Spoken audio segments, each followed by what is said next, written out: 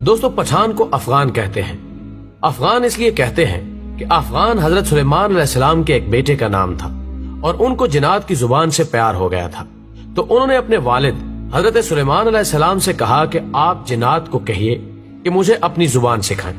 سلیمان علیہ السلام نے اپنے بیٹے کی درخواست قبول کی اور جنات کو حکم دیا کہ افغان کو جنات کی زبان سکھائی جائے۔ وہ زبان بعد میں پختون کے نام سے پہچانی گئی۔ پٹھان کی اصلیت اور قومیت کے بارے میں جو دلائل ہیں وہ یہ کہ پٹھان حضرت ابراہیم علیہ السلام کی اولاد میں سے ہیں اور حضرت اسحاق علیہ السلام کی اولاد ہیں، اور قومیت سے بنی اسرائیل ہیں۔ انگریز مورخین لکھتے ہیں کہ پٹھان قوم ارجینیا کے ایک حصے میں رہتے تھے، اور ارجینیا کے لوگوں کا دعویٰ ہے کہ افغان قوم یا پٹھان ہم میں سے ہیں، کیونکہ البانیہ کے اوغان جو کہ بعد میں افغان بنے ارجینیا سے ہندوستان کی طرف چل پڑے۔ اور مورخین لکھتے ہیں کہ اسرائیل قبائل بہت تکالیف اور مصیبتوں کے بعد افغانستان میں آباد ہو گئے۔ جب حضور اکرم صلی اللہ علیہ وآلہ وسلم نے اسلام کی تبلیغ شروع کی اور لوگ جوک در جوک اسلام میں داخل ہونے لگے، تو اس وقت پٹھان قوم کا سردار جس کا نام قیس عبد الرشید تھا اپنے پورے خاندان کے ساتھ محمد صلی اللہ علیہ وآلہ وسلم کے حضور میں حاضر ہوا اور محمد صلی اللہ علیہ وآلہ وسلم کے ہاتھ پر بیعت کر کے مسلمان ہو گیا۔ اس لیے دنیا بھر میں جہاں بھی پختون ہوں گے وہ مسلمان ہوں گے۔ دنیا میں پختون ہی واحد قوم ہے جس میں اسلام کے بغیر کوئی مذہب نہیں۔ اگر پختون سے پوچھا جائے کہ آپ پہلے مسلمان ہیں یا پختون، تو جواب ہوگا کہ میں 5000 سال سے پختون ہوں اور 1400 سال پہلے مسلمان ہوں۔ دوستو، اب سوال یہ ہے کہ افغان قوم کو پٹھان کیوں کہا جاتا ہے؟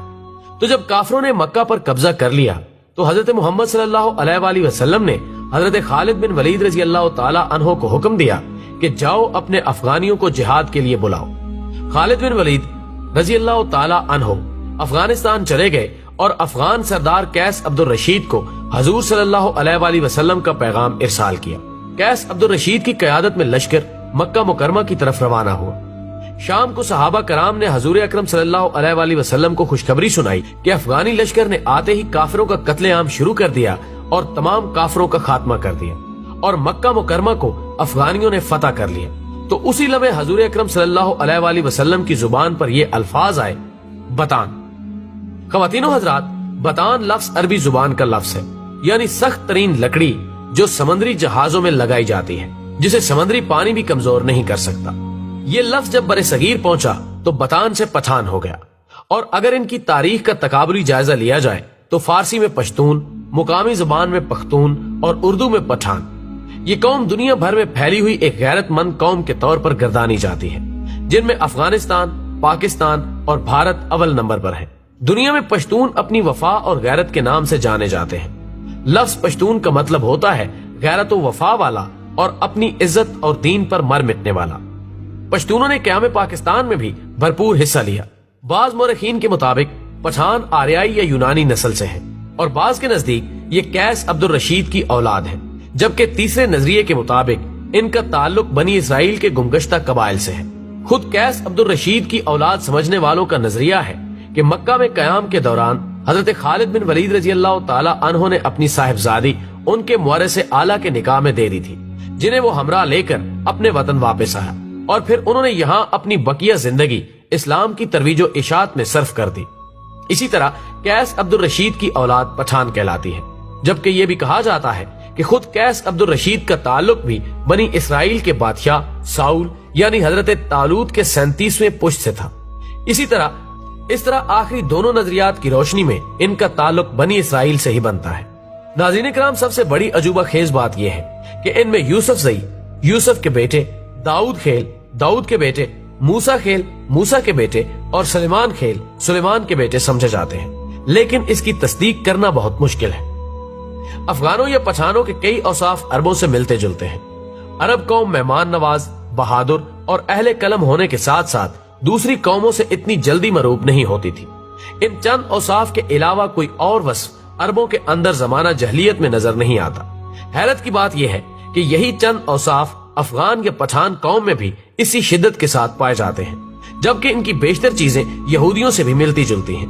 نسلی طور پر دونوں اپنے آپ کو دنیا کی بہترین قوم تصور کرتے ہیں، مذہبی طور پر سخت ہیں اور سر پر ٹوپی رکھنے کا رجحان بھی عام ہے، جبکہ اس کے علاوہ بھی کئی رسم و رواج مشترک ہیں۔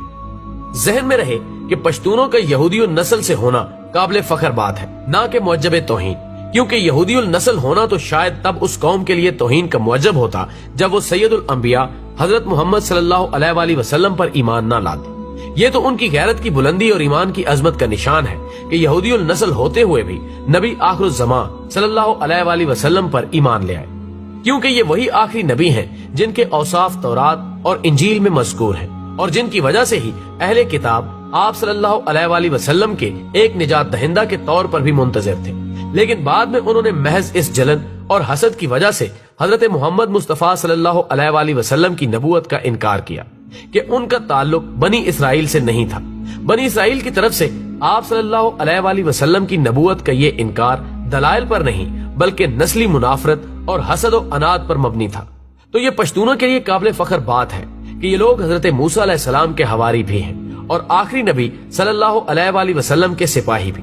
ناظرین، ویڈیو پسند آنے کی صورت میں اسے زیادہ سے زیادہ لائک کر کے ہماری حوصلہ افزائی کریں اور ویڈیو کو فیس بک اور واٹس ایپ پر شیئر کرنے میں ہمارا ساتھ دیں۔